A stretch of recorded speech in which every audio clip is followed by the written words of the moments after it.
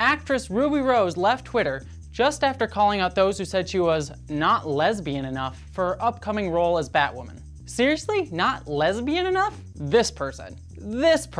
Honestly, she's too much of a lesbian for me. Whew. But the attacks to Ruby Rose's queer credibility brings up a major problem of gatekeeping within the LGBT and geek communities. It's time to nerd out.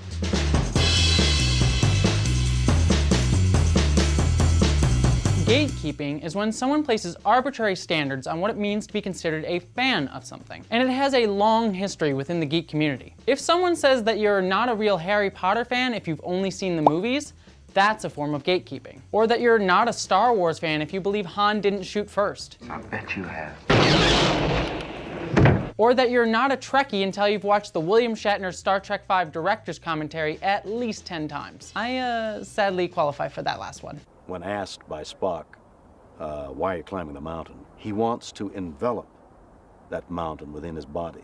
He wants to make love to the mountain. Gatekeeping is a terribly elitist thing to do in any context. People should be allowed to love something without ever having to prove it or explain themselves. However, as Ruby Rose's case exemplifies, gatekeeping is often targeted at women. In this context, gatekeeping is used to reinforce the false stereotype that most women couldn't possibly like geeky things. Often gatekeepers are only trying to prove that only men can truly understand the depths of what it means to be a geek. One glance on Tumblr or walking any convention floor can show you that women are geeks too. Yet the stereotype that women can't be part of nerd spaces limits those spaces and hurts women. When women are thought to only be attending conventions or interested in something because of their boyfriends, it basically asserts that we can't have our own thoughts or ideas. There's even the idea of fake geek girls, or women who are only pretending to be geeks in order to attract men, because women can only be interested in something if men are involved.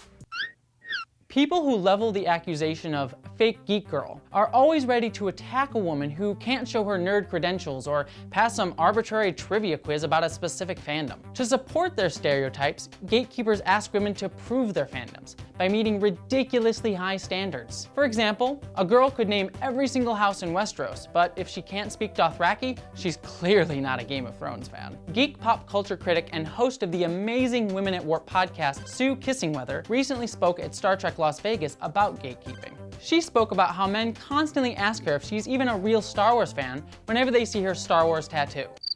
She has a Star Wars tattoo! Of course she's a fan. Yet women are constantly presumed to be faking their love of geek culture. And these stereotypes can have large systemic consequences for women. Women are sometimes kept out of conventions, online forums, or video game groups, preventing them from building a much-needed sense of community within geek culture. This is also why women working in tech fields have to work extra hard to get the same approval as their male counterparts. Gatekeeping sadly isn't limited to geek spaces either. It's alive and well in the LGBTQ community. If gays and lesbians don't act a certain way, like being flamboyant or tomboyish, they aren't considered truly homosexual, despite liking the same sex. Or the idea that bisexuals who have only ever dated or slept with one gender aren't bisexual enough. Or that trans people aren't even part of the queer community because they don't look like a stereotype of their gender identity. I've even personally experienced gatekeeping from within the transgender community. Some people think that if you don't experience a certain amount of transphobia or distress with your own body,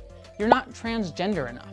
Not trans enough? What does that even mean? It's not like there are levels of transness. To say otherwise is to say that how trans you are is directly related to how much oppression you faced or how much dysphoria you feel, which is a ridiculous notion. You're not more trans just because you're more upset or because someone treats you badly. While those things are horrible and sadly common, they shouldn't define what it means to be transgender. Every experience of being trans is just as valid as any other. And this applies to geek and LGBT communities. The only requirement of being a fan of something is that you like that thing, nothing more.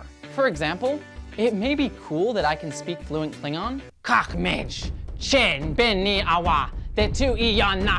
I know, hold your applause. But that doesn't make me any more of a Star Trek fan than someone who loves the series after only seeing one Chris Pine movie. The same goes for queerness. If you like women and identify as a lesbian, you are exactly the same amount of lesbian as any other lesbian. You don't have to pass some test in order to prove that. What would even be on a lesbian qualification quiz? Can you stare at a picture of Idris Elba without swooning? Because I would definitely fail that test. No lesbian gold star for me. I'm bisexual through and through.